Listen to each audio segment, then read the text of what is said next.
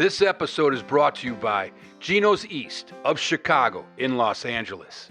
Founded in Chicago in 1966, now over 5 years in Los Angeles, in Sherman Oaks, they use the same recipes and ingredients they do in Chicago.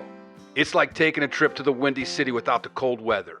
Get the authentic Chicago deep dish and thin crust tavern style pizza, or the great Italian beef and Italian beef Italian sausage combo sandwiches. Plus, there's 12 screens showing Chicago and LA sports. Have a genuine Chicago dog with all the toppings as you watch the Cubs, Sox, Dodgers, and Angels. No ketchup. Now available year-round. Check out the menu at genoseast.com. Lunch specials Monday through Friday until 2 p.m. Happy hour features selected wines and beers for $5 and $6 for food. Monday through Thursday, 3 to 6 p.m. Geno's East. Great food, great atmosphere, and great people.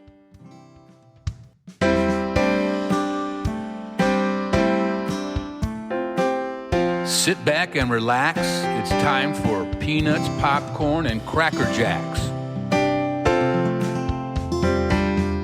Hey, how's it going? I'm your host, Jeff Santo, and I'm here with my wife, Christie. Hello, hello. So excited about this show. So cool. I have Shawon Dunston, and he does not do interviews, podcasts, but he's coming on Peanuts, Popcorn, and Cracker Jacks. This is like an exclusive. Exciting. It is. And, you know, he's about my age. I think we're around the same age. And, you know, when he played, I was like, you know, he had an edge to him, right? Always hustled, but had this edge, and I didn't know, like, what he was like off the field. Then I got to meet him at the fantasy baseball camp this past January, and he was my coach. Just a wonderful guy and funny and the personality off the charts. So can't wait for you to hear our conversation. And then I have Mike Gomoll as my crackerjack, and you've heard the Joey song spots that we have. He is Joey's song, and he was out here in California, and we got together, had a great time, and we're going to talk about, I'm going to give him a call, and we're going to talk about his amazing rock and roll event he has every winter in Madison, Wisconsin for Joey's song. This is awesome. This is going to be a great show. And while we're here and the date is appropriate, do you want to tell the people what you did last month? Yeah.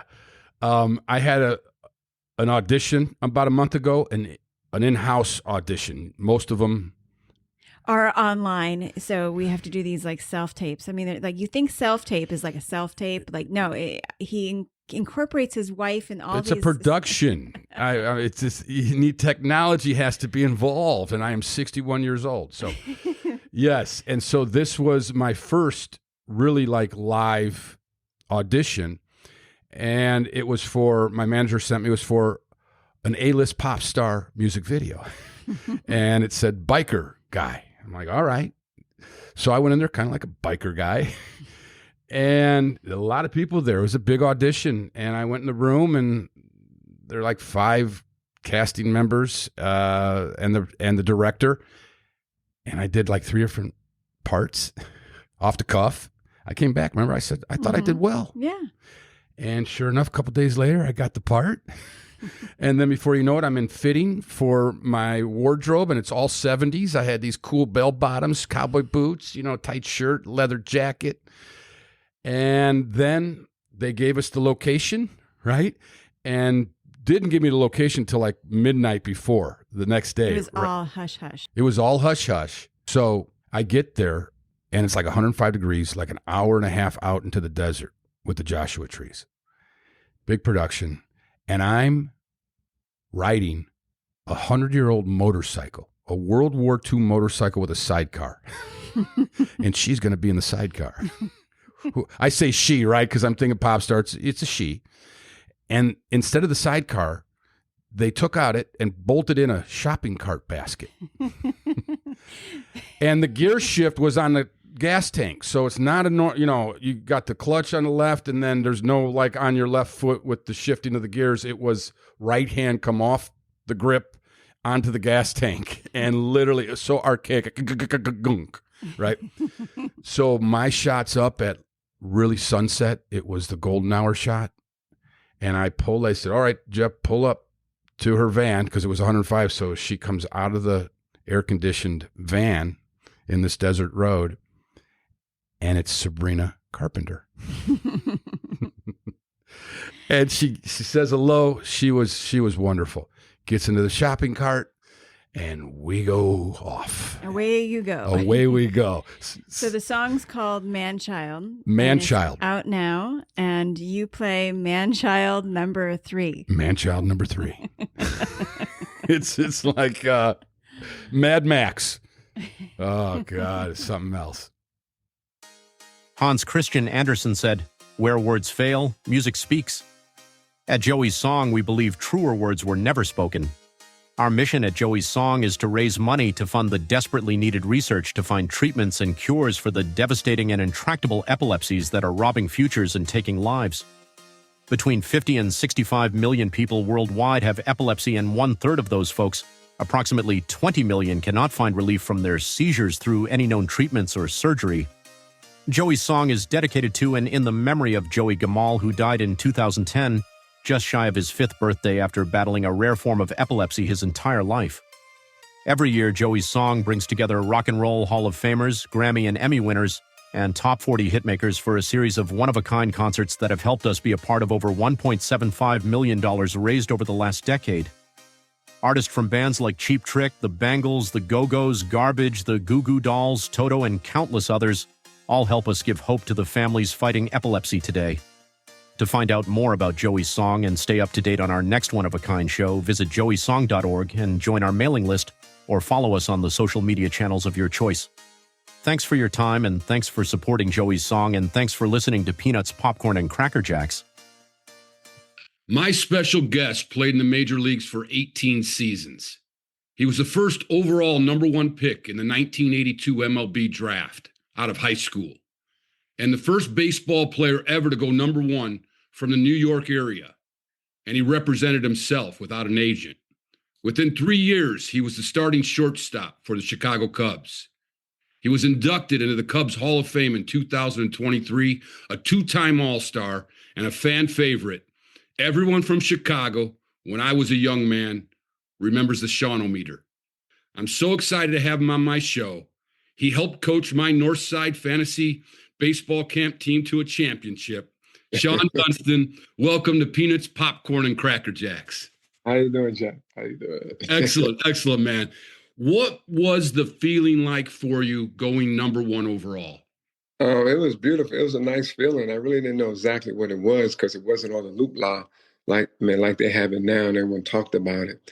It just took like weeks, and then the last week, they may have told me you may be going first, along with Dwight Gooden and a catcher named Ron Carcavice. So then it came down to the last couple of days, and then the last day they told me we're going to draft you number 1. Wow, man. Now, you represented yourself. That's ballsy. What was the reason for that? No, I didn't exactly represent myself. I had my baseball coach, who was my summer league coach. He helped me out because we didn't know about agents and all this stuff coming at you. So he helped me out a lot. And then was Billy Blitzer, so he helped out a lot. Wow, man. Did that go well for you, think, overall, looking back at it? Oh, yeah. I made the major leagues, yeah. Yeah, no doubt. No doubt. Now, and everything. Talk about you hit 790 in high school and never got caught stealing bases. Mm-hmm. I mean, how did you pull that off? Well, I hit good in high school. Everybody hits good in high school now. Come on, Jeff. 790? I've never heard of that, man. You never, you almost didn't make an out. Well, I made some outs, but man, the official scores are a little different. So, all of them wasn't hits, but I take it. Yeah, man. Oh, that is something else. Now, what was your minor league journey like? Because you got drafted out of high school like my father did. Mm-hmm. So how was that experience in the minor leagues for you? Oh, it was fun. I loved it. I went to rookie ball in Sarasota, Florida. I played well down there. I thought that was nice. Then I went to A ball. I went to Quad City A ball, and I thought that was nice. Then I skipped high A and went to double A in '84, and then double A was nice. It was beautiful. Then they called me up to triple A in the middle of the year, and I said, I don't want to go triple A. I like it here. They go, well, you got to go up. And then like the first rookie balls are easy for me. A ball was easy. And double A was easy. Then I got to triple A. The first day I went up there, I hit 2 homers. I was there 2.5 months. And that first week, I had 5 home runs. I'm saying, oh, Triple A easy too. I'll be going up. And then I got introduced to that pitch that no one likes. And I said, what is that pitch? And they told me that's the pitch going to keep you in the minor leagues. And that was a slider. Oh, wow. Wow. What was it about the slider, man, that you thought that was so tough? Well, it looks like a fastball, then it drops down the last second when you throw it right. And right in rookie ball, A ball, double A, they really didn't have slides, that fastball, curveball, maybe occasional slider, and changeup. And since me being the number one pick, everything was about trying to overpower me instead of pitching to me. And I'm playing against guys my age, so everything is mantra when it's your age. When you go up to AAA, it's more older players. And older players play with their mind first before their body, when younger people play with their bodies. Oh, wow, man. And what do you think it was that got you up there so fast, that you had, that you yourself was conscious of, like, okay, this is what I need to do? Was there one certain thing? Well, my skill set was, man, very good. I had very good skill set, but I didn't really know how to play the game mentally. So when you're playing against the game, play the game mentally, playing with older players. So when I got to the big leagues, I really liked it. I was up there, man. I made the team in 1985, April 9th, 1985. I was there for the first 6 weeks. Then they sent me down because I was struggling offensively and defensively. Then I got sent down for more season. I didn't understand, like, a pitcher is throwing 95 miles per hour and I'm batting eighth. Why they throwing me on breaking balls? Like, come on, throw the ball. And I remember Rick Sutcliffe told me, he says, Shawon, this is not the league to make you feel good. This is the league to get you out. Everybody know you get a fastball, but you got to hit this other pitch. Wow, man. Mm-hmm. And what was it like when you got the call up? When I got, I made it out of spring training. But That's right. Yeah. I made it out of spring training. I remember in 1984, I was in spring training. And Lee Smith said, where's that guy, Shawon? I said, Shawon. He said, the Phenom. I said, I'm over here. He said, what number you got? I said, I have number 55. And he said, you're not making the team. So, he told me. Then the next year, in 85, I come to spring training and he goes, Shawon. I said, Lee, Sean. He said, all right, Sean, whatever. He said, what number you got? I said, I have number 12. And he said, I made the team. and that first time going to Wrigley, what was that like for you? Oh, it's so nice and beautiful. That was the only time I was there. It's not like when you get drafted, you go to Wrigley Field and you go take batting practice and you go see everything. No, you go to Wrigley Field when you make the team and you get called up. So it's not like all this loop line you got to go see and take batting practice. So when I was there, it was beautiful. It was what it was on television. It was very nice and a little different. And like they say, they have 3 decks in the big leagues. Like in the minor leagues, you have 2 upper decks. Like 2 in the big leagues, you have 3. And it's a little different. And it was very loud. Very, very loud. Were you nervous? Were you a kind of guy that got nervous? Oh, yes, I was nervous every time I took the field because that I cared. But when the nervousness stopped, it's time to go. So we all know that as ball players, and it means that we care and we want to do well and perform well. Right. Now, at the camp, man, it was just great having you as a coach and just hearing the stories. And that was your first camp, right? Yes. Yeah. Wow. What a special surprise.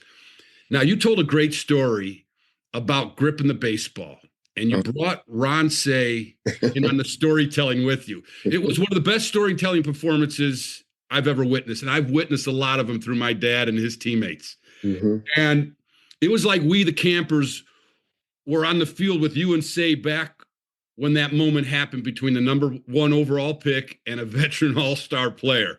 Mm-hmm. It was like a great short story being told in front of our eyes. Can you talk about that? Well, I remember so clearly is because we playing catch, and remember when you play with older guys, they act different towards younger people. Because everyone's angry and everyone's old, and why is this guy here? I think the reason why they're angry because they're not young anymore. So I understand. So I always tease them about it. But they said, don't worry, son, you're going to be older. And then when I got older, I didn't understand what they meant because I was kind of jealous of the guys who was younger than me. But to make a long story short, I had to grip the ball and we playing catch and my ball goes to the right. And Ronnie goes, what are you doing, son? I go, what do you mean? I'm playing catch with you. But the ball's going crooked. I go, what are you talking about? He said, tell me how you grip the ball. And he was telling me, I didn't know what a 4-seam and a 2-seam was. I just get it and throw it. He said, no, son, when you grab it with, you grip it with the 2-seam, the ball will cut. If you grab it with the 4-seam, the ball will have rotation and it will take off. the way you want and have more travel. So we started playing catch, and Ronnie taught me how to grip the ball. And then my rotation, my ball started taking off, and I started liking it. I said, "You get it now." So then when people used to always tease me and go, "Why are you always showing off and pumping the ball?" I go, "No, I'm getting my grip." Sometimes I was showing up on certain players. I want to gun out all the time. But when I was getting the ball, I was getting it and getting my grip up the four seams. And I know how the four seam felt, and I just threw the ball and crow hopping through. Yeah, after you told that story, because the both of you up there going back and forth, it was just great. You saw the rookie and the veteran, right? And now, where we are now in life, many years after your playing days. And I thought about that too. Did I ever really think about holding the ball? You weren't taught that. None of us were really taught that, right? No. Right. I didn't know what Ronnie was talking about. I thought here's another a veteran player like being older, just mad at all young players. But they was all teaching me everything. When they always got on me, there was always teaching moments.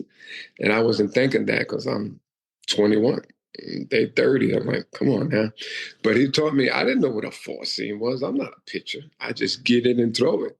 Now, and I remember that day he told me, go home and just flip the ball in your hand and catch it and get that four seam. And I always caught it in my hand and get it. Now I can just flip it and know where the four seam's at. Automatic. So automatic. Ryan Safe taught me that, how to get more rotation on my ball. That's great. And when you first started that, did that get to you mentally because you were thinking about it too much? Oh, yeah, you think about it all the time. Yeah, but I always thought about it. Then that's when I was thinking about it when I was getting my grip, when I was crow hopping. Everyone thought I was showing off. Right.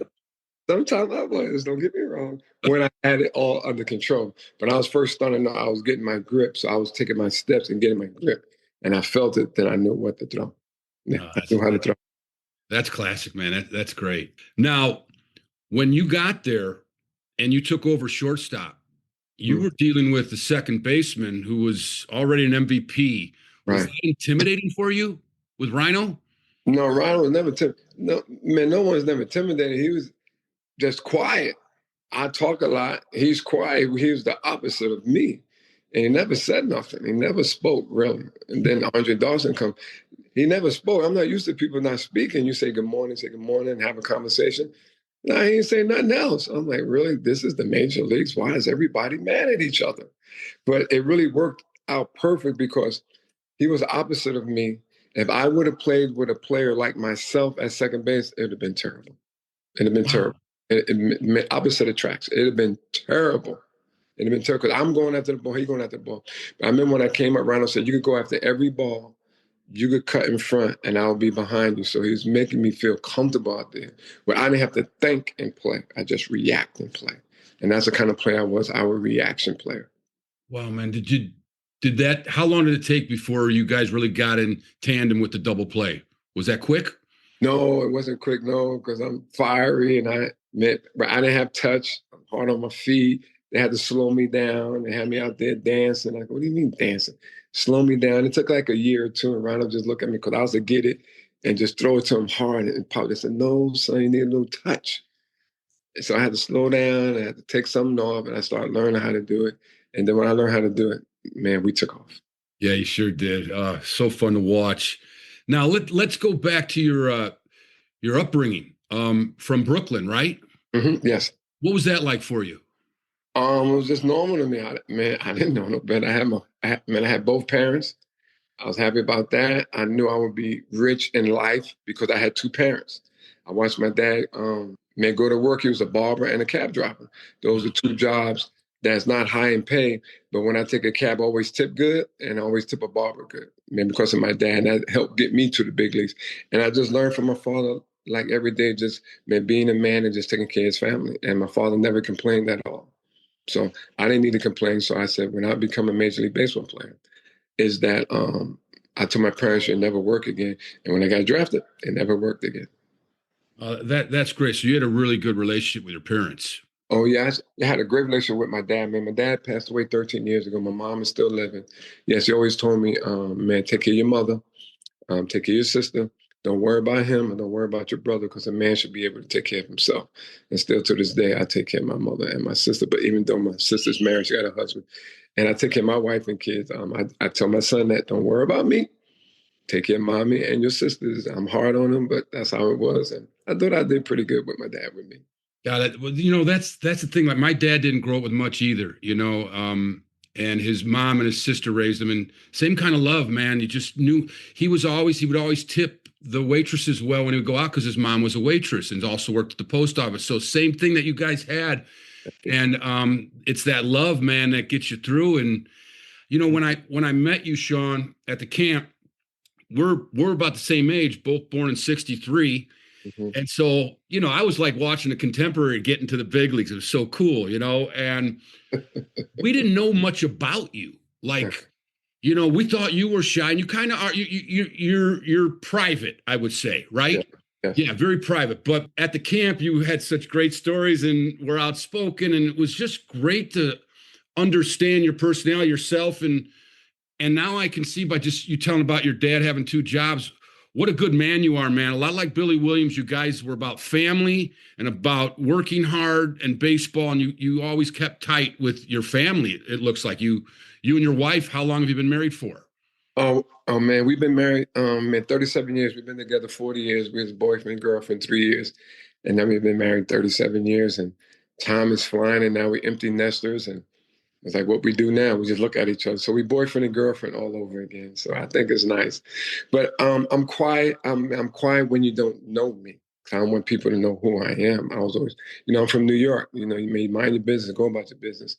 But I really didn't want nobody to bother me. So, but I'm friendly with everybody. But I was just quiet. Then once you get to know me, you can't shut me up. So that's how it was. So when I played, everyone thought I was mean and nasty. No, when I'm playing to win, and I'm playing to beat you. And I know how it is.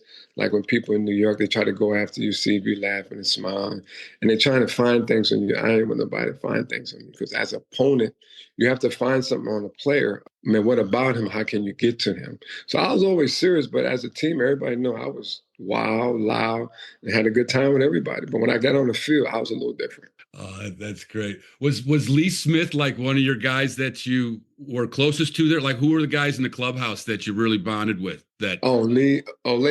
Lee took care of me, man. He took care of me my first year, second year. Man, he brought me my first car, man. He put the down payment for the first 6 months until the next season start. He helped me put money down on my first apartment in Chicago. Lee did everything for me. I owe everything to Lee. And then when I became so-called millionaire, like they say, oh, you're a millionaire now. I said, man, Lee, I'm ready to pay you back. He said, no, you just pass it down and you help the next young player when you become the veteran. And I did that with Dwight Smith. Oh, that's great. Well, speaking of Dwight Smith, the '89 team, that was Don Zimmer. How'd you get along with Zim? Oh, Zim was good. I mean, man, I like people to be up front. I mean, man, tell me. I mean, man, don't be around.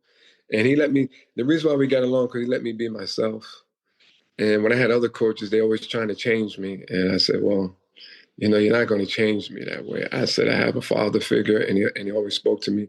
And he always told me, always be yourself. Don't try to be something that you're not. And they were trying to make me this player and this player. I said, I can't do this. They wanted me to turn a double play this way. I said, I can't do it that way. I have to do it my way. And then he always tell me, oh, you're uncoachable. I go, I'm not uncoachable, because I'm not doing it your way that makes you uncomfortable. But I said, the last thing is, I'm playing, not you anymore. So let's do it my way. And if my way don't work, I would try your way. And I had Vuk, John Vukovic, Ruben Amaro, and Don Zimmer. I got along with them because they allow me to be myself. And then when they say, son, when it don't work, can you do it my way? I said, of course. But at the end of the day, we did it the same. They did it my way and their way together. But other coaches, which I won't mention, they try to change me and make it their way. I go, no, I wasn't going for it. So, I mean, I just stand up for myself. I wasn't comfortable. Because I told them, you're not playing. I'm playing. The player has to be comfortable, not you. When you play, you had to play your way. But back in the day, they teach you a little different. It's always about them and nothing else. But I told them, no, I'm going to do it my way, and I'm going to stick with it.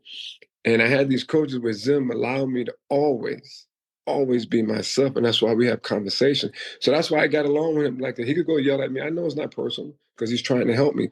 With other coaches, when they're yelling, I know it's personal, and I never paid them no attention. God, your dad taught you that? Yeah, I grew up that way. Yeah, I mean, I like people who are upfront. I mean, and honest, because I can see people who kind of shabby, but I just stay away. I have nothing to say to them. But people who are upfront and just honest. Oh, I get along with them. Oh, I like them so much. Oh, yes. But others, nah, I just stay away. But that's the way they live, and I live my way. But I don't blame them for that. I mean, man, you live your way, I live my way. But when you're playing, mostly when I was young, I was the youngest guy on the team, and they're always trying to change you. And the coaches that I got along with say, let's do it your way. But if your way don't work, can you do it my way? I said, of course. Yeah. That's Of great course. philosophy. Yeah, I love it. And did your dad play ball too? My dad played ball. He said he played second base when he was young. Nah, he didn't play. Nah, he didn't play. He just, lived life and, man, just take care of my mom, my brother, myself, and my sister. Man, that was it. Did you play other sports too growing up? Oh, yeah, I played basketball. I played football, two-hand touch. I didn't play no tackle. They all wanted me to play football. I said, no, I'm not. Man, no one's trying to beat my brain in for no ball. I love basketball. I played hockey. I played everything in New York except soccer. And I just played, but I just love baseball. It was just something about baseball that I love. And who introduced you to that? Was that you on your own, just in the neighborhood, knowing that baseball is something that, what kind of said, okay, I'm good at this? How young were you? I was about 6, 7, 8, and I just wanted to play baseball, and I watched it. But it's really from watching the Mets, WOR in New York, and I was a Met fan, not a Yankee fan, even though I root for the Yankees.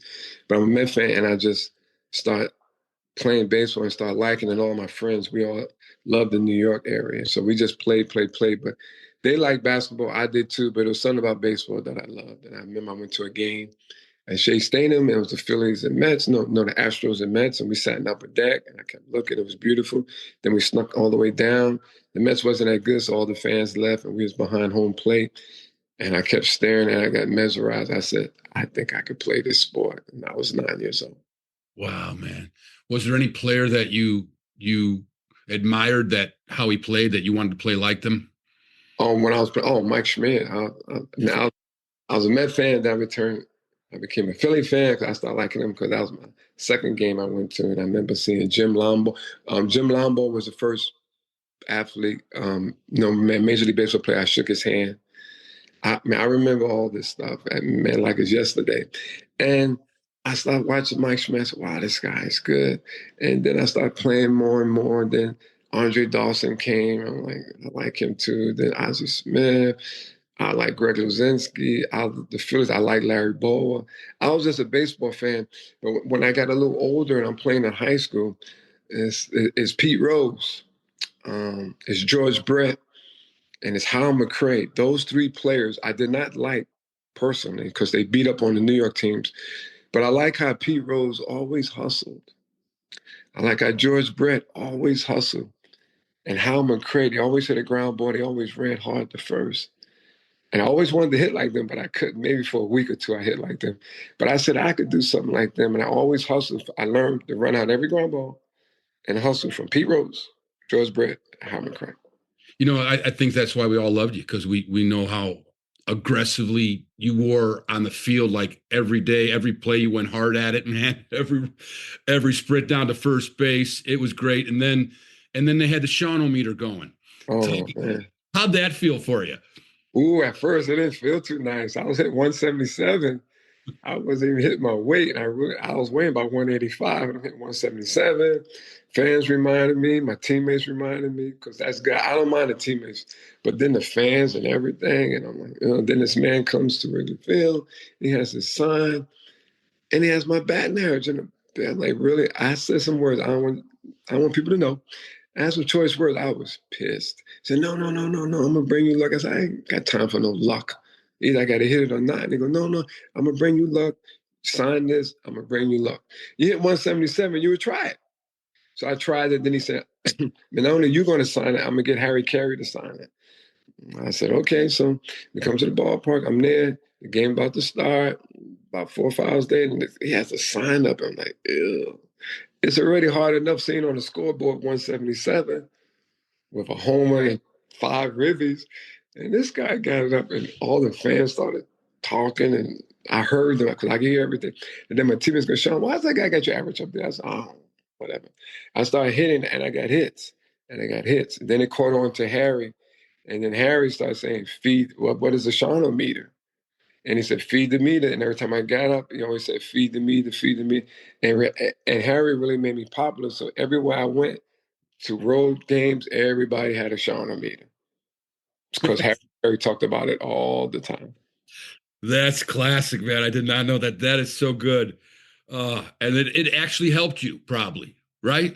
Oh yeah, it did. It made me popular. Yeah, I mean, people coming up to me and, hey, Shawon-O-Meter. I'm looking at him like, what's going on with you? And my bat number started climbing, and everyone caught on to it.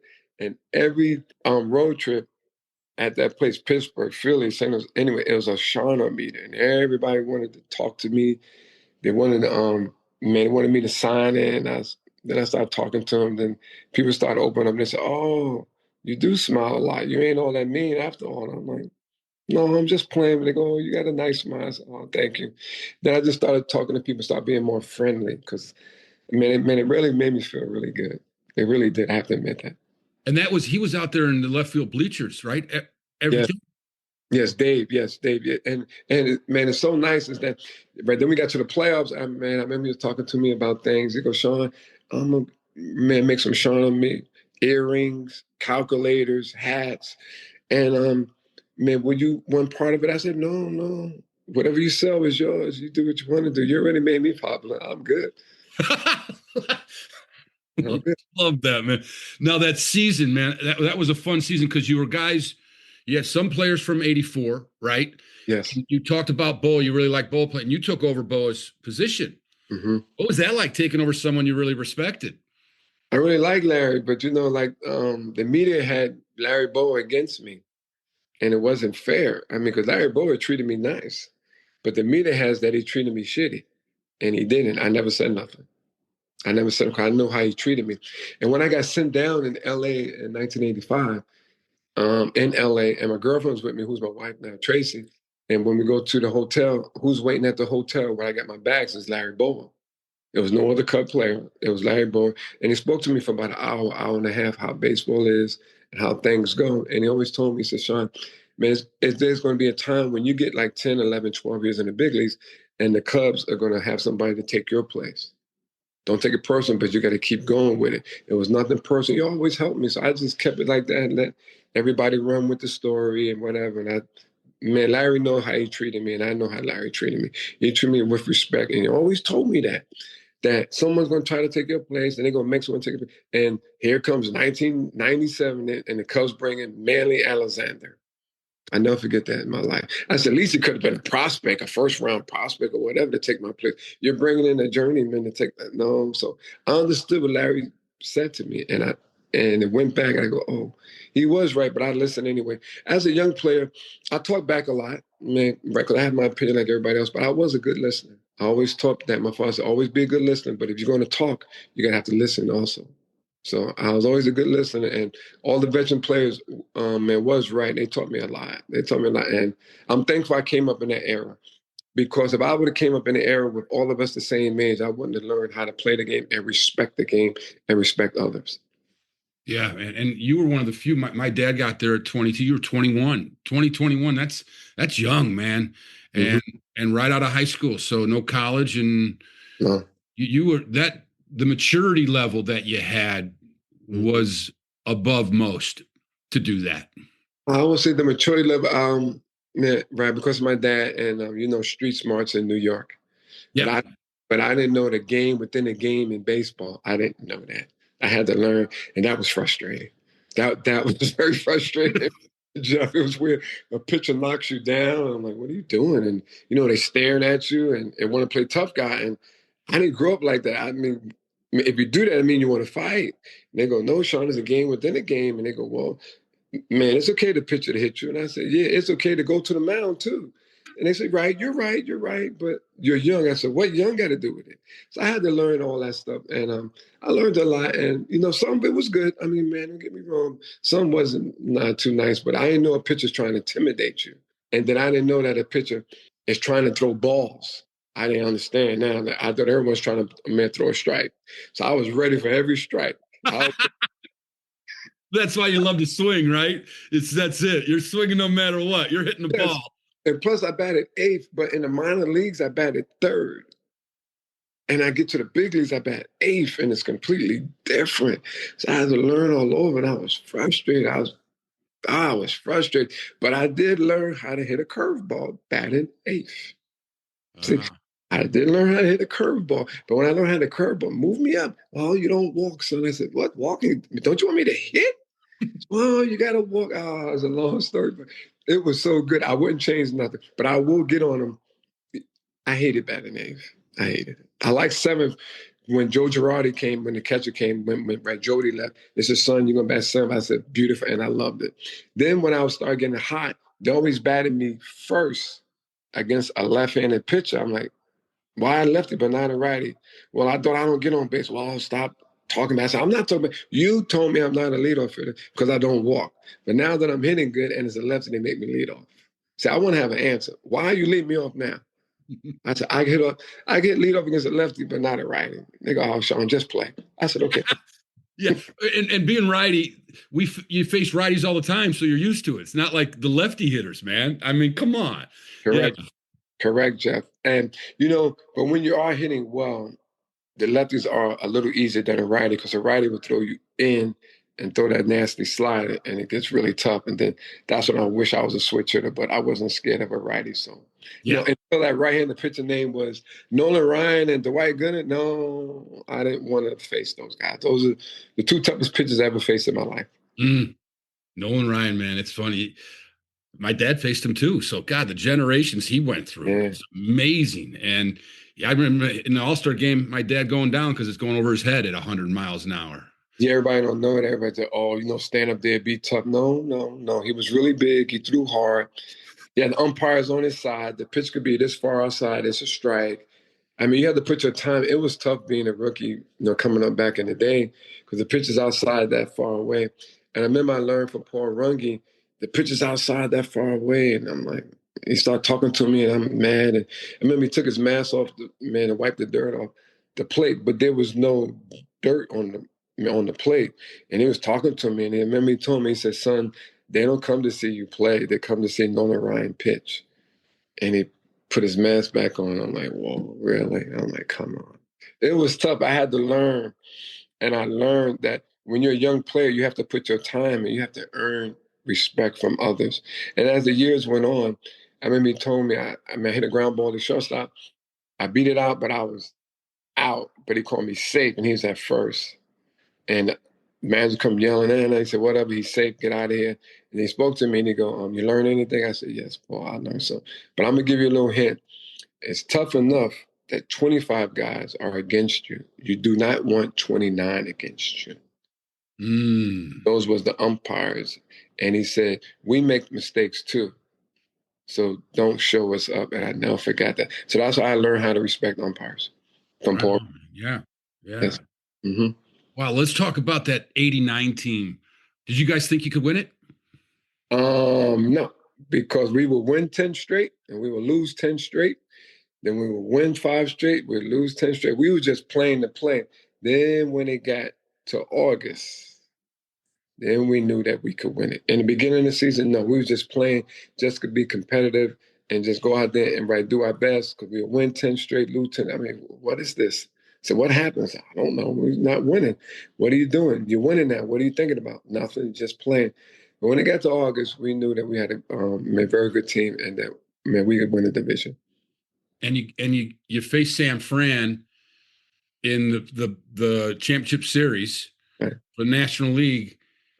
And boy, that was a good series, but Will Clark seemed to just outmatch everybody, huh? Yeah, Will was real good. The Giants was real good. They had an older team, a veteran team, and I understood my experience over youth. But we had Andre hurt. He had a bad knee. Right after the season, he had surgery. But they beat us fair and square, but they beat us with their minds a little bit more than the skills. And then they had Will Clark going up against Mark Grace, and I thought Mark Grace was better. And I always tell Will Clark that, but Will Clark was a very good player, outstanding player.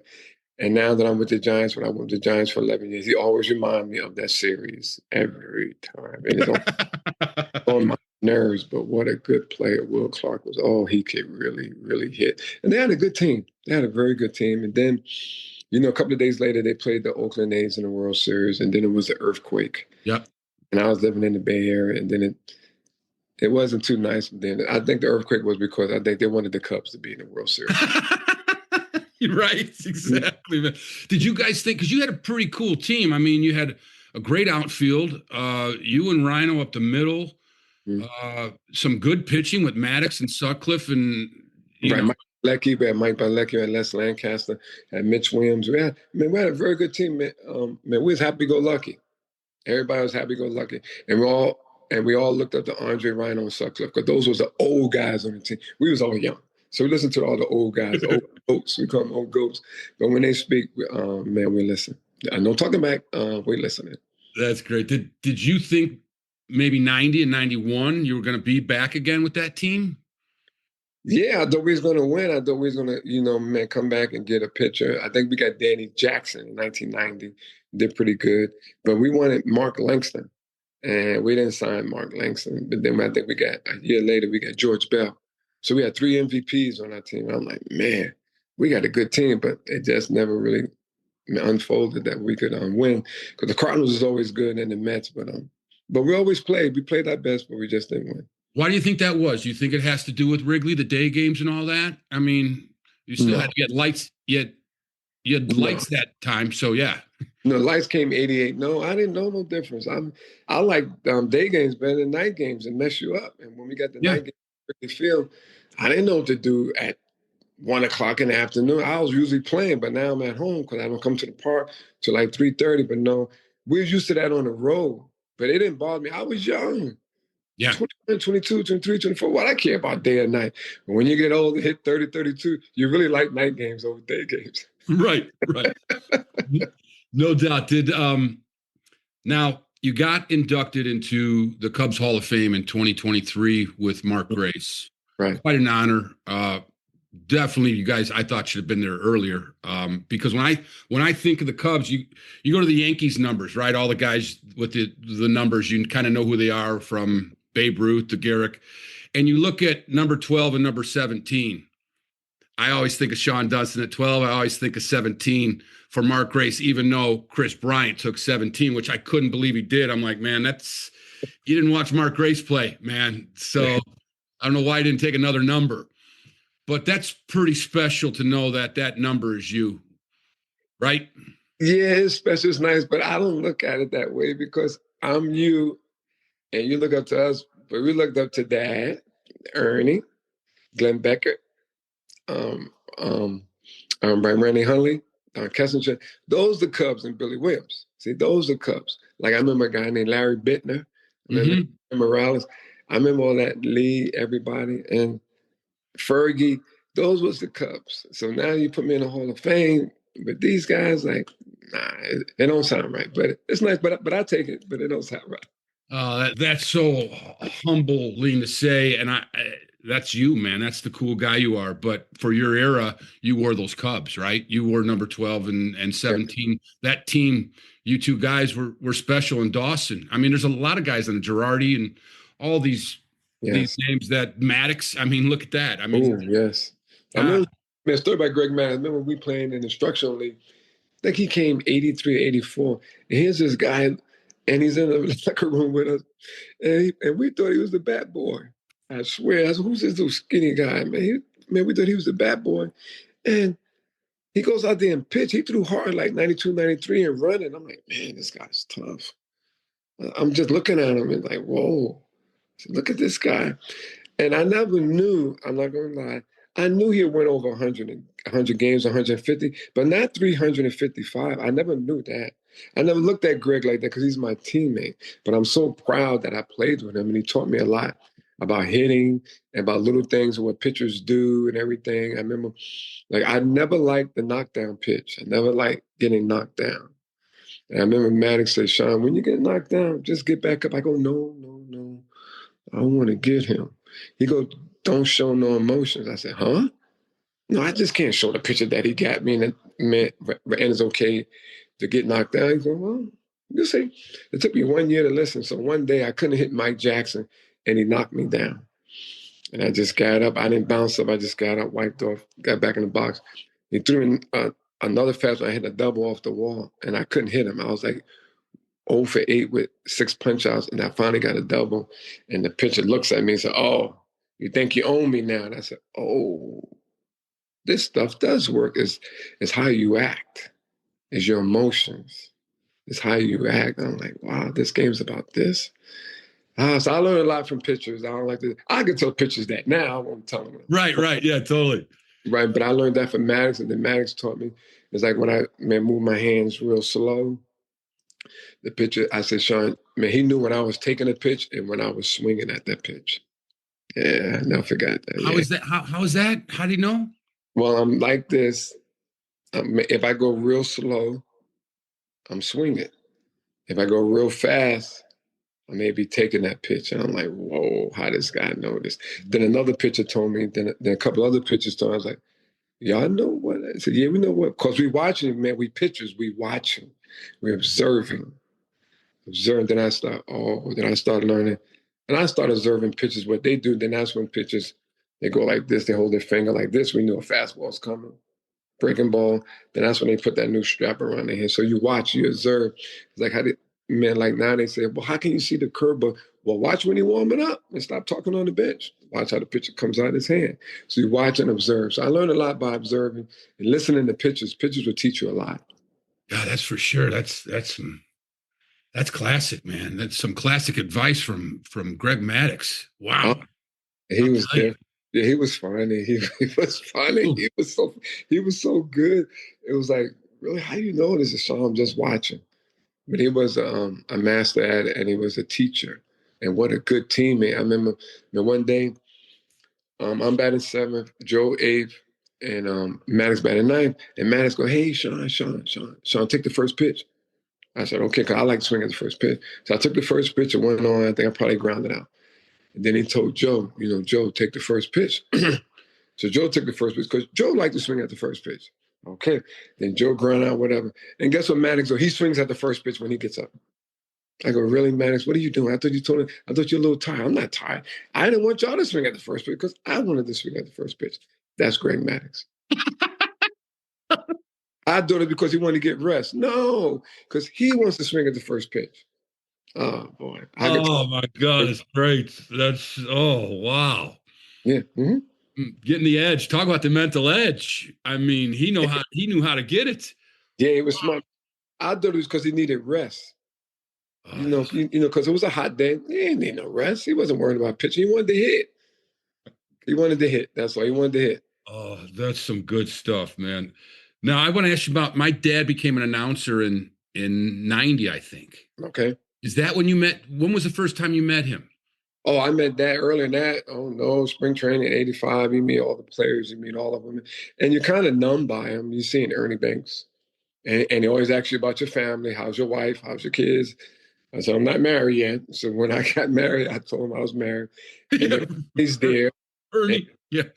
Is Fergie and all the old school players and all the Hall of Famers. And you're kind of numb, but they made you feel comfortable.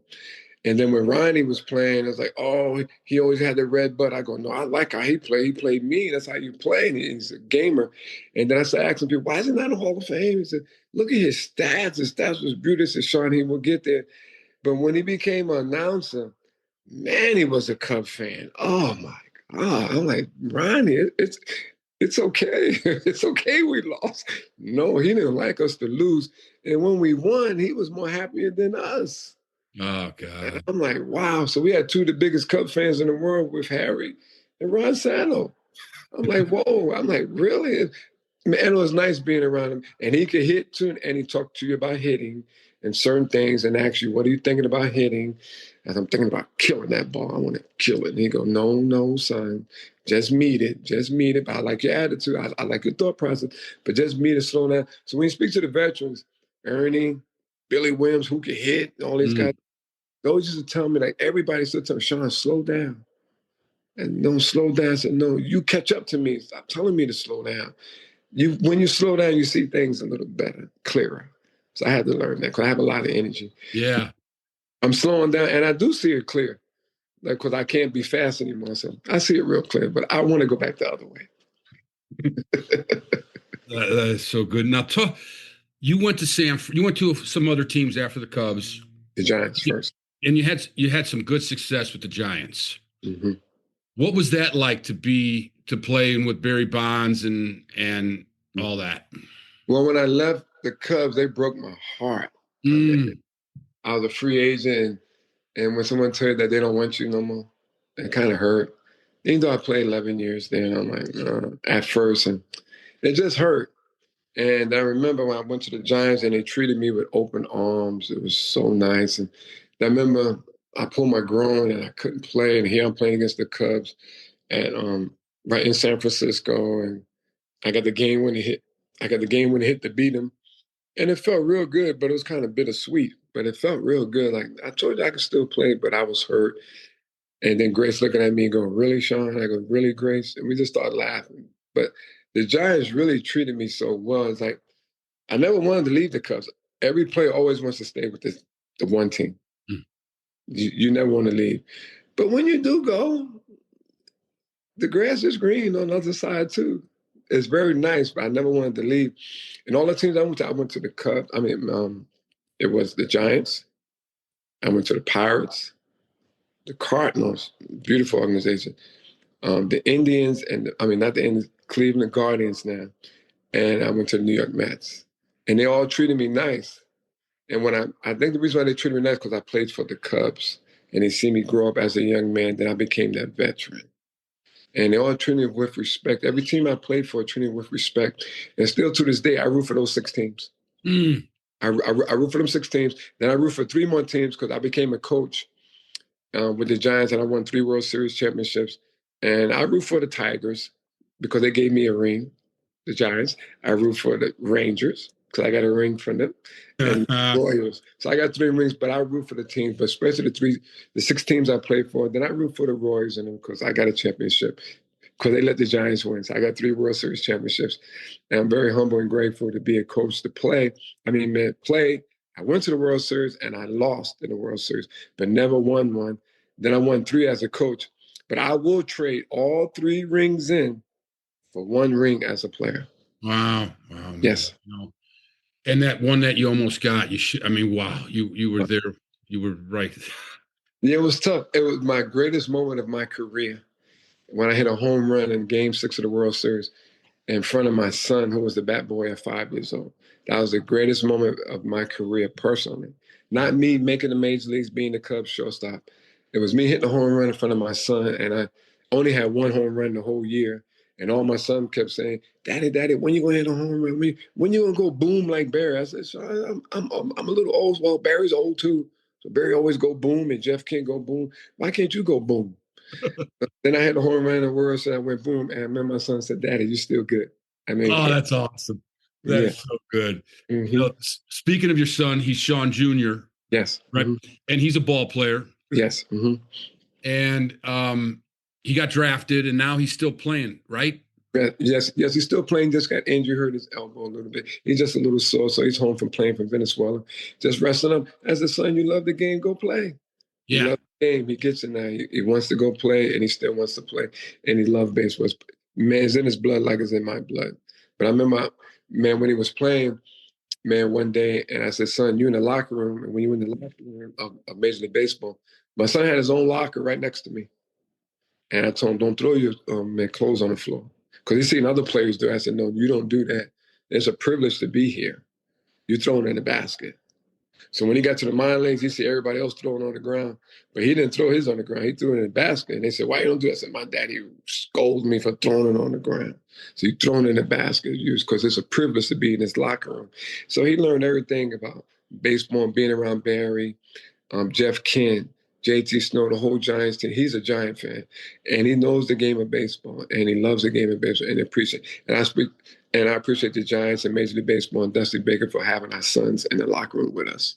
Yeah, that was so cool, man. It reminded me because my brother and my dad had us young. So we grew up in the clubhouse at Wrigley, in that small one in the corner, in the left. Yeah. Yeah, well, a small one in the corner. That was the little one that the Cubs had. Yeah. Then I had the new one. Then now the guys got the really. Yeah, right. Yeah. So, but my son knew when we lost, you couldn't talk. When you lose, you're quiet. And when we win, it's like romper room with all the kids. They doing everything. And Mike Murphy took care of all the Cubs. Man, all the kids. Man, he was the clubhouse for San Francisco Giants. He's seen everybody come through the club. He's seen Willie Mays, Mickey Mantle. He's seen everything. He was a bad boy at 16, I think, and he stayed to about 70. 56, 70, I think about 56, 60 years. So he's seen everything. So Murphy took care of all our kids. It was just beautiful, nice family atmosphere. So, man, all teams took care of me. I went to St. Louis. I really liked St. Louis playing there. Cub fans, man, I want to like it, but man, the Cardinals is a nice organization. Yeah, they are, right? I remember going there when I was doing the documentary on my dad, and I was amazed by just the fans there. And yeah, I mean, you talk about there's some serious baseball fans. Loyal to they just like the Cubs. Right. They loyal, and the Cubs asked, "Who's the better fan?" I said, "No, that's not fair." Right, it's not. Yeah, it's not. It really is not fair. No. And they go, "Wow, really is that nice?" So I said, "Yeah, they're just like the Cubs." It's two different cities, right? You got Chicago with the big Wrigley Field, the ballpark, and St. Louis. It's almost like baseball. I know hockey's big there, but baseball is their only really the big thing. Yes, and they come out with all that red, and it's nice, and they love the Cardinal players. And I remember I played for the Cardinals. They gave me a standing ovation. I'm like, wow, what's really going on here? And it was just nice. I like playing for the Pirates, the Indians, like I said, the Guardian Angels now, and I like playing for the Mets. I mean, I didn't like it at first. I didn't want to go because I was trying. The last couple of years, they trade you all over the place. You're a veteran. I wanted to stay put, but playing for the Mets, I learned a lot. Playing for the Mets. They put me in position to be ready for the World Series in 2002 because playing in New York, I was in the playoffs, and I got comfortable playing and I got used to it. So everywhere you go, you learn something, and it prepares you for baseball and for life. Let me ask you this. What was it like to be a Cub for you? Everything. Fans don't know. It's everything. It's like all I knew was the Cubs. So when they let me go, I was so angry. Oh my God, I was angry. So why would you do that? I said, you drafted me, now you're kicking me to the curb and everything. But listen, son, it's part of the game. I said, even Willie Mays went to another team. I said, oh, really? And then you start thinking, it's not about you. But you really come up as a Cub. They taught you everything. Man, taught you how to play. I always learned how to be on time from baseball, from the Cubs. If you're 5 minutes early, you're late. I always got chewed out from being 5 minutes early to go practice. I said, if practice at 10, I'm here at 9:55. Why are you yelling at me? Oh, you got to come early because if you're early, you're never late and you're preparing yourself. So it was just good to be a Cub and proud of them when you play in front of all the fans. And, man, we wasn't in first place a lot, but we was in third, fourth, fifth. And we always had a sellout crowd. And we like 20 games out of first. I'm like, what's wrong with these people? And they always cheered us on like we was in first place. So I felt special all the time. I always felt that we was in first. And they always cheered their players. But Andre Rhino got the loudest, and Sutcliffe and Maddox. And I got a nice one when I started hitting and started playing well. But I always appreciated them. And I'm going to always be a Cub. That's wonderful, man. And well, thank you, Shawon. I know you don't do podcasts or many times. I think this is the first, right? Well, a couple I just did not too long ago since I've been in it. My wife said, "Son, man, start talking, let people know who you are." I said, only my friends need to know. I mean, I'm not into all this. It's time for the new players to have their due, so I let them talk and do their thing. But it's very nice and appreciative that people like you still, and I like them too. And I was always proud to be a Cub. I am a Cub. I'm so proud to be a Cub. I don't care if we're in last place. I could care less. They made me feel good. Like I tell everybody, like my kids, the Cubs put me in position to where I could live very well. The Chicago Cubs put me in position to live very well. And I think the Cubs are on the bottom of my heart, even though they let me go. But I came back, but they let me go again. I'm proud to be a Cub. Man. I'll speak for the campers because I was a camper, this past January, late January, and people couldn't the campers couldn't stop talking about you, just how you lit up the room, man. And it was so wonderful to get to know you and to talk to you now because you're such a cool guy. And you got it together, man. You got it together. And not many people with that kind of exposure and fame and what you went number one overall turn out to be like what you are. And, I've seen a lot of players because of my dad, and to stay with the family and you and Tracy, and man, that just says a lot about you, man, and your character. It's, I think I appreciate Jeff. I learned from my father, but I learned from being around the players when I first came up. The older players taught me how to respect the game. And it's not about you. It's about everybody else. It's not about you. So I learned from being around older players. So they taught me well. So it wasn't me. They taught me well. I fought them, but they taught me well. And now that I'm older, I hear them talking, but I hear myself talking like them. So I learned from being around older people. That's great, man. Shawon, thank you so much for being on. All right, thank you, Jeff. Can't wait to see you next time soon. All right, man. You take care, pal. Thank you so much. All right, thank you. Check out a collection of movies by Santo Films now streaming. This Old Cub, the critically acclaimed documentary about Ron Santo and his Hall of Fame career while battling type 1 diabetes, in a time when diabetes was unknown to most. It is available on Tubi, iTunes, and Amazon. Jake's Corner, a family drama starring Richard Tyson, Diane Ladd, and Danny Trejo. And Liar's Poker, a whodunit featuring Flea from the Red Hot Chili Peppers. Then there's Dead in 5 Heartbeats, an off-the-grid motorcycle club film with real motorcycle clubs produced by Sonny Barger Productions and Santo Films. All films were written, produced, and directed by Jeff Santo. Watch now on Tubi, iTunes, and Amazon. Crackerjack. This call is being recorded. Hello, Mike Gomoll. who's this? Jeff Santo. How you doing, man? Oh, hey, Jeff. Good. How are you, man? Good. So you're in L.A. You're my crackerjack call today, man. Oh, wow. All right. Let me go brush my hair real quick. Oh man. Well, I wanted to call you. Excited to head to this concert on Tuesday with you, and meet the people who are involved with Joey's song. So Yep. I wanted to give you a call. Well, that's great. Yeah, I'm looking forward to hanging out with you as well, and it's going to be a great night. Oh yeah, I'm really looking forward to it, man. People have been listening to Joey's song on our podcast. Yep. The charity and what it's about, and can you talk about it a little bit for us? Yeah, sure. So what we try to do is raise as much money as we can to find treatments and cures for rare pediatric epilepsies. We do this in honor of my son, Joe, who was one of the unfortunate ones that succumbed to a rare form of epilepsy called Dravet syndrome, just short of his 5th birthday back in 2010. And I am fortunate, back in my ne'er-do-well college days, there was this drummer named Butch Vig who was floating around the Madison, Wisconsin area same time I was. And Butch went on to fame and fortune, multiple Grammy Awards, and producing Nirvana and Smashing Pumpkins and Paul McCartney, and his own band Garbage is real big. And so Butch and I, over the last 10, 15 years, have been putting on a series of concerts in Madison, and we're really fortunate. We have Rock and Roll Hall of Famers like the guys in Cheap Trick and the Go-Go's, as well as Grammy winners like the Bangles and Goo Goo Dolls and Fountains of Wayne. They all come to Madison every January. And if that doesn't tell you what a great salesman I am, I'm able to get people to come to Madison, Wisconsin that live in California, come to Madison, Wisconsin in January. Right. And they all get together and we put on this kind of one of a kind concert. It's not your standard, everybody does a 20-minute set kind of stuff.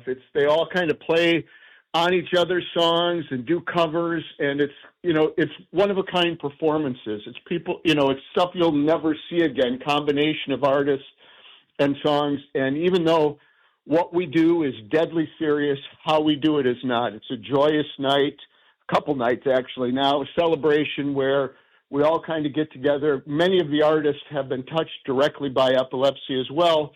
So it's a chance for us to all kind of get together and say, you know what, we're going to work together and we're going to beat this. It sounds wonderful. It's to me, when you explain it to me at the fantasy camp, man, and just Really nice. I looked it up, joeysong.org. You can go there and check it out, man, of who's been involved. But just great lineups, and it just seems like a rock and roll oasis in the winter in Madison, Wisconsin, which is cool, right? I mean, that's a great way to say it. That's a great way to say it. And you guys have, like, it goes on for how long in the week? When does it start and when does it finish? Yep. So we do this year. It's going to go from Thursday, January 8th to Saturday, January 10th. Every year we try to do things a little bit different, so people, so the audience wants to come back. And so this year we're doing one acoustic night, one all jam night. We've got some comedy from Joel Hodgson, who does Mystery Science Theater 3000, and some other stuff. So we call it the Freezing Man Festival. It's kind of a takeoff on Burning Man, because we do lots of different stuff over the course of the week. But January 8th through 10, there'll be events going on at various locations in Madison. Great. So is it like you got the concerts at night? Are they playing during the day too? No, a big gathering. Yeah. Talk about that. Yeah. Yeah. So what we honestly, and so now I'm going to give you a little perfect for this podcast, inside baseball. What we're doing during the day is rehearsing, because these people don't play together on a regular basis, right? So, we'll settle on the set lists or a rough, collection of songs, maybe October, November-ish. We'll send them out to people. Butch really serves as the musical director and says, okay, I think this would work this way. And looking at the Grammy Awards on his shelf, I'll assume he knows what he's talking about, and then we get up bright and early most days leading up to it, and everybody rehearses because they will have not played these songs or in any combination. So it's really a nighttime event, although I have to tell you, man, these artists, and before I go any further, I got to let everybody know all of these artists do this for free. None of them take a penny for this, right? And amazing. And besides flying into Madison from their nice warm homes in L.A., and they spend hours and hours and hours rehearsing and trying to get this right. So that's what they'll do during the day. Then we'll put on the show at night. We'll start it all again the next day and rehearse the next series of songs. So it's quite a thing. That's cool. And the venues, man, I heard they're cool down there. You're in Madison, right? The town. Yep. Talk about that a little bit, the venues. Yeah. So, for those people that don't know, Madison is this wonderful combination of the state university and the state capitol all together. So it's a very eclectic community. I refer to the people that know, we're kind of the Austin, Texas of the North, right? It's that same neat vibe. And so that means Madison has a whole bunch of cool venues because they have a community that can support the arts robustly for a town that's not, LA, New York, Chicago. And so the main events are at a place called the Sylvie, which is a brand new, about 5-year-old venue that was built from the ground up to be a music venue. Now, some places you go to are like converted movie theaters, and they're cool, but things like sight lines and sound and all that other stuff may take a back seat sometimes. Well, the Sylvie was built by, people that are in the music business, and so it's just a glorious venue. There's not a bad sight line in the house, and it's even though it holds 2,500 people, it feels very, very intimate. So it's a unique combination. And then there are scattered throughout the city other venues that we use that are some of those converted stuff for some smaller acoustic stuff. But if you don't know Madison and you do know Austin, Texas, just think of Austin with snow, and then you got it. Yeah, you got it, man. It sounds wonderful, man, and I can't wait to be there this January. And thank you for. I'm honored to be a part of Joey's Song now with you. So really looking forward to it. Now, your son Sam is a musician, right? He is. So, and he just graduated. You got 2 kids that just graduated. Yeah, which you got to be proud about that, man. Absolutely. My daughter Julia just got her bachelor's degree in exercise fitness, and Sam just got his bachelor's degree, a music degree. And so he's trying to figure out what to do, and Sam has been very fortunate. All of these wonderful artists that I have allow Sam to sit in and play and sing with them too. So it's been a real, although I have to tell you, Jeff, one of the things I had to remind Sam is, if he is going to make it in the music business, you don't start out by playing with Butch Vig or the Bangles or Fountains of Wayne or Cheap Trick. You know, you still got to go back and go to the places where they're rattling dishes while you're trying to play your songs. But very, very proud of him, and he gets to do that. So. Yeah, no doubt, man. And he seems like a very humble kid.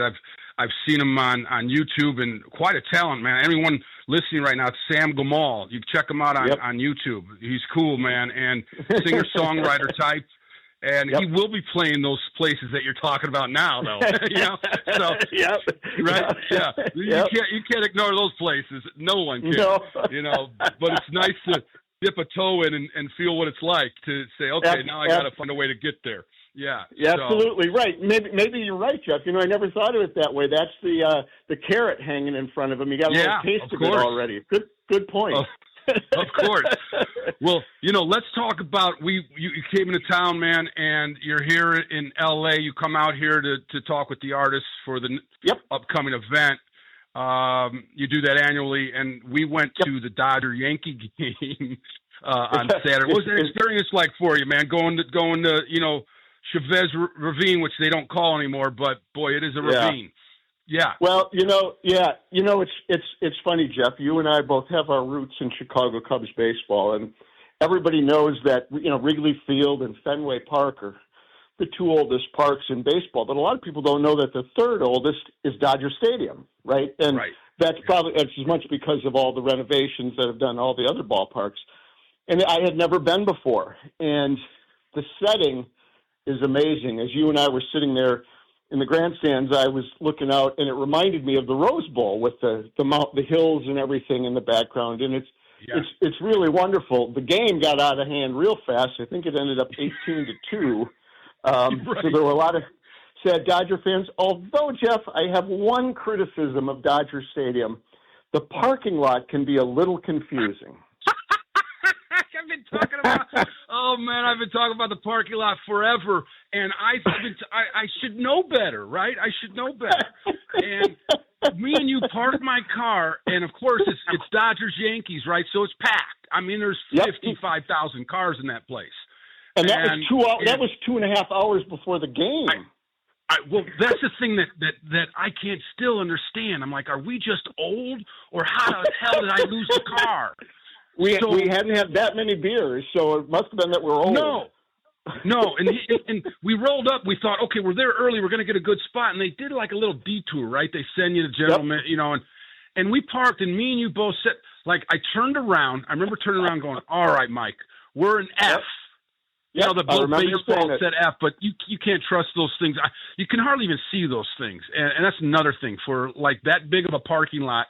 And so I'm used to parking with my wife a different entrance because I had to go to Hollywood to pick you up. I usually come out of Burbank. We go to the back end. And so I was a little like my compass was off, but I didn't think it was that off, right? Yeah. We come out of that stadium early, mind you. Early. Yeah. Yeah, because it was a blowout and we didn't have anyone to root for. So we took us 50 minutes to find the car. Yep. My feet are still hurting. I got sunburn. And it was in a place that me and you both, right now, I could still tell you, I do not remember parking there. I did not remember going up a grassy knoll. Did you? Right. No. And that's the thing. It was like, the point that you made earlier is nothing's marked. You know, almost every ballpark that has all those things, but there's light poles every, 30 yards, and they'll say A, B, C, and D. And there were some markings, but there were like 3 different lots called F. Remember that? We're looking and go, there's a sign over there that says F. And we go over there, and then you look backwards 50 yards, and there'd be a sign pointing in the other direction that would say F. It was an adventure, man. I sit there and look, and now I'm separated from you. I don't know if you're lost somewhere, if I'm going to even find you after I found the car. And I look at my phone, you send me a text, and it's a license plate number. I'm like, because I thought, because I was just looking for any car that reminded me kind of sort of your car. I was grasping for straws, Jeff. That was the definition of grasping for straws. Oh, it was, man. It was an episode. It was definitely like, Jeff, this is an episode out of Curb Your Enthusiasm. I swear to God. And I said, but it's not fun. Yep. No, exactly. Exactly right. Exactly right. But I loved Chavez Ravine. I loved being there. And being there for, other than the Cubs being there, Dodgers Yankees is the best you can hope for. So I can check that one off my list. No doubt. That is a cool state. I've said this always. You go in that stadium, there's not a bad seat, and there's a lot of seats, right? So and that crowd was into it. I mean, they were, and they had every reason to be, right? They scored 4 runs in the first and second, but they were. It was scoring. Yeah. No, it was very. They were very enthusiastic. It was great. It really was. You know what, though? I'll have to tell you, that was your first experience there. You're there long enough. You're like, okay, get rid of the beach ball, get rid of the wave. You know, all these things that happen in California that don't happen in Chicago. But no, you know. No, yeah. And fortunately, when you and I were having our snack before, the guy that was serving us was good-natured about the difference between a Dodger dog and a Chicago dog. So that was all good too, right? He took that. That was. Did you like your Dodger dog? Again, you have to remember, I'm spoiled, man. I lived in Chicago for 15 years, and when I first went down there, I was going to school at DePaul, and literally under the L tracks, and some of the things was Demon Dog. So I was raised as an adult on Chicago dogs, and that's like having pizza in Rome and then saying, well, what do you think of Domino's? Well, it's okay, but it's not a pizza in Rome. And while the Dodger dog was fine, it's not a Chicago dog. Yeah, well, I wasn't selling that dog, so no, you weren't. You're not talking. Hey, I'm like, hey, man, I want to see what you think of this thing. They rave about the Dodger dog. Now it is a little longer but thinner, and the taste is nice. It's just a different kind of taste. It's just different. It's deep dish pizza versus thin crust, Yeah, so. Exactly. So, but no, that was a lot of fun, man. And it was great. I'm looking forward to tomorrow night, hanging with you and meeting everyone. So very excited to head to this event, man. It's going to be a lot of fun. A lot of cool people. A lot of very cool people. Well, great for being on, man, and talking about Joey's song. Any last thing on Joey's song? I put the joeysong.org to check out information. Anything else? No, that if you send people there and they can learn about the history of the organizations on there, where the money goes, who are the cool people, and we will soon be announcing our artists for January 2026, and it's going to knock your socks off, whether they're sanitary stirrups or whatever kind of baseball socks you wear. We guarantee we're going to knock them off. So. Yeah, man, it's a great cause too, and anyone could just come up from Chicago. So from Chicago, man, get up there. I'm going to be up there. A lot of cool people are going to be up there. It's going to be a lot of fun. All right, man. All right, Mike. I'll see you tomorrow, bud. Looking forward to it. All right, Jeff. Thanks, dude. All right, you got it. See you, pal. Bye. Thanks for listening to our show. Special thanks to our cool crackerjacks: Scott Nelson, Jim McCauley, Debbie Foley, Shiri Matarisi, Terry O'Brien, Gary Tallman, Anne-Marie Pascule, Jim Muleschlegel, Mac McPhillamy, and Liz Rutherford. This show is made possible because of all of our subscribers. If you want to support the show and be a cool crackerjack yourself, subscribe on our Patreon page. Click the link below this episode or go to the Patreon tab on our website, www.peanutspopcornandcrackerjacks.com. And leave a review on Apple Podcast or Spotify. And don't hesitate to write. Give us suggestions. Tell us how you're liking the show. Email jeff.ppcpodcast@gmail.com. For my closing quote, the strength of a team is in each individual member. The strength of each member is the team. Phil Jackson. Toodaloo! At santofilms.com, we offer a diverse range of products, including indie films, movie posters, books, music, and related merchandise. Check out our new This Old Cub apparel and podcast merchandise.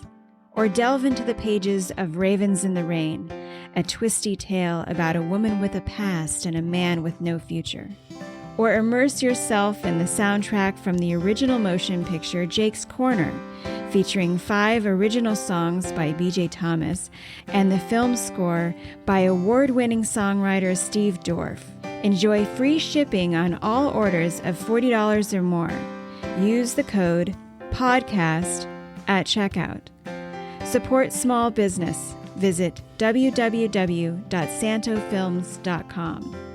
And while you're there, click the link for the Ron Santo official website. We've got a retro-inspired Ron Santo fan club shirt, Ron Santo Pizzeria shirts, and signature apparel. Go to www.santofilms.com.